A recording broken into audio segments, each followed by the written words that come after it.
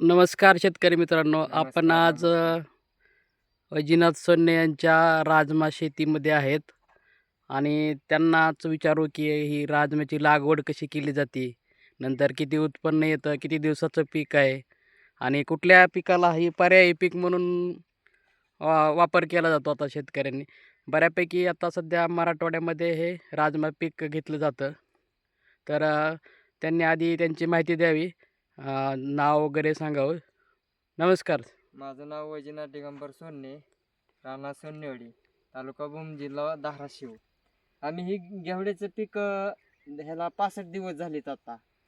तर पेरणी करताना बारक्या ट्रॅक्टरनी सारा पद्धतमध्ये पेरणी करतो. तर पहिली ही पेरणी करताना 10-26 असेल, 1840 असेल ह्याला खत देतो आणि एकरी 35 किलो बियाणं आम्ही पाडतोच. सरासरी 35 किलो, 35, 36, 40च्या आसपास पडतं बियाणं. आणि ह्याचं एकच आहे, ह्याला जास्त पाणी बी लागत नाही आणि कमी बी पाणी जमत नाही. जास्त पाणी झालं पिवळं पडतं आणि कमी पाण्यावरचं पीक आहे. 4-5 पाणी सहजासहजी देण्यात 2.5 महिन्याचं पीक आहे ही. तर एका एका झाडाला आता फुलवार येतं. हे 65 दिवसाचं पीक फुलवार येते. हा शेंगा लागल्यात, काही फुलवार येते 15-16 काही झाडाला. आणि काहींना ह्याचे एक शेंगाचं हे काय वाद्यात आलेलं आहे आणि ह्यात 5 ते 6 बियाणं तयार होते एका ह्याच्यात. एका शेंगामध्ये 5 ते 6. आपल्याकडे काही राजमा म्हणतात, काही हे पावटा म्हणतात. तर फवारणी ह्याला 2 ते 3 वेळेस घ्यावाच लागते फवारणी. कोणत्या फवारण्या घेतात तुम्ही? सहसा फवारणी किती दिवसाला घेतली जाते? पहिली फवारणी आपलं 15 दिवसाला घ्यावाच लागते, कारण पिवळं पडण्याचं प्रमाण आणि युरियाचं प्रमाण द्यावं लागतं ह्याला जास्त. कारण पाणी युरियाचं प्रमाण दिलं तर काळुंकी येते, नाहीतर मग फवारणी घ्यावं लागते. खत टॉनिक घ्यायचं, पुन्हा बुरशीनाशक. आणि आता शेवट तिसरी फवारणी किंवा चौथी फवारणीला बुरशीनाशक घ्यावंच लागते. आता हे तुम्ही कुठल्या पिकाला पर्यायी पीक म्हणून घेताय? आता हे रब्बीमध्ये तुम्ही घेताय आता पीक.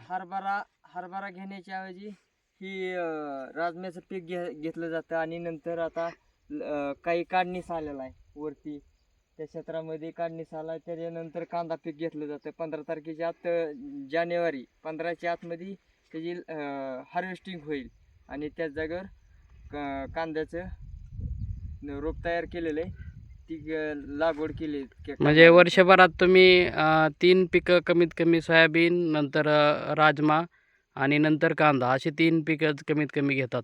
आधी सोयाबीन काढली की पाळी वखरणी हे करून राजम्याचं पीक पेरलं जातं.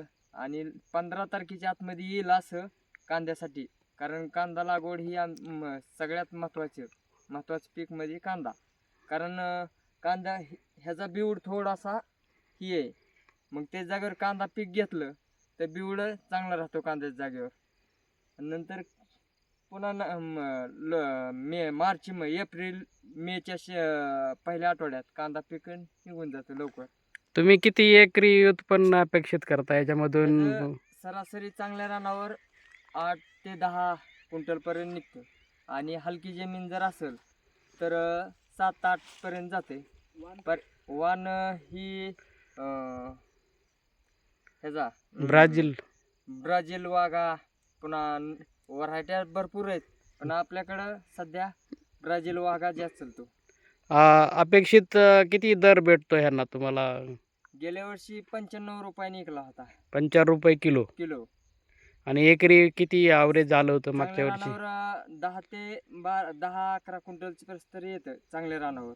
कारण मुळात जमीन जर काळी असेल प्युअर तर 11 क्विंटलपर्यंत सरासरी येतं. आणि हलकी जमीन असेल तर 7-8 क्विंटलपर्यंत उत्पादन भेटतं. म्हणजे एकदम चांगलं पीक आहे. पर्यायी पीक म्हणून तुम्हाला रब्बीमध्ये 3 पिकं जर घ्यायची असतील, खरीप, रब्बी आणि हे दोन्ही सीझनमध्ये, तर हे राजमा हे पर्यायी कमी काळामध्ये कमी काळामध्ये पर्यायी पीक चांगलं आहे.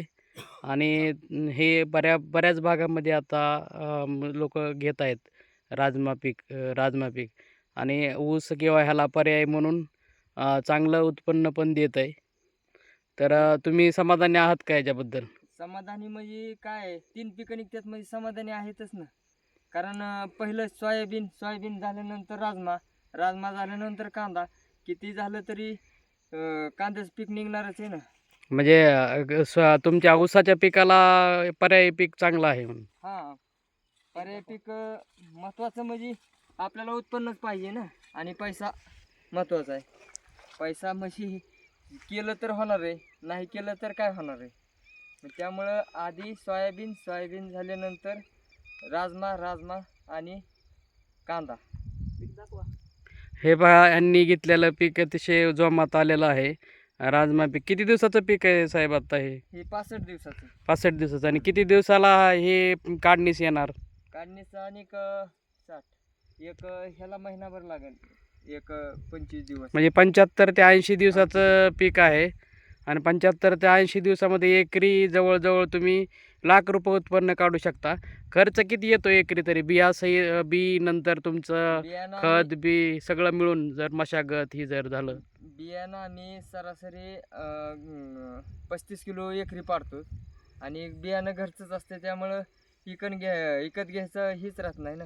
खर्च म्हणजे होत नाही. दरवर्षी तुम्ही तेच बियाणं वापरताय? हां, हां. ते चांगलं बियाणं काढून निवडून वाळून वगैरे ठेवून ते बियाणं वापरता? हार्वेस्टिंग करताना आम्ही मशीनमध्ये काढतच नाही.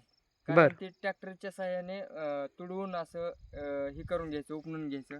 कारण त्याची फूट होत नाही त्यामुळं पेरण्यास आपल्याला चांगलं अलग बियाणं हे राहतं, मजबूत राहतं. आणि जेवढं ट्रॅक्टरने पहिल्यांदा ह्यात येतं ते साईज मोठी राहते त्यामुळं ती आम्ही बियाणं बाजूला काढून वाळवून व्यवस्थित ठेवतो. म्हणजे एक साईजचं बियाणं तुम्ही ह्यासाठी निवडून वापरताय व निवडून वाळवून वापरताय. त्यामुळं दरवर्षी तुम्हाला बियाणं घेण्याची गरज नाही आहे आणि त्याचा खर्च तुम्ही वाचू शकताय. खर्च पूर्ण वाचतं कारण पेरणीचा खर्च बियाणाचा खर्च वाचला म्हणजे पेरण्याचा खर्च हे राहतंय ना. आणि तसं बाहेर घ्यायचं म्हणलं तर किती किलोच्या बॅग असतात आणि किती रुपयाने भेटतं बियाणं? ते गेल्या वर्षी 150 रुपये किलोने बियाणं आणलं होतं आम्ही. बरं. बियाणं त्यामुळं ती 2 वर्ष झालं आम्ही असं करतो की स्वतःचंच घरचं तयार करणे आणि दुसऱ्या वर्षी पेरणे.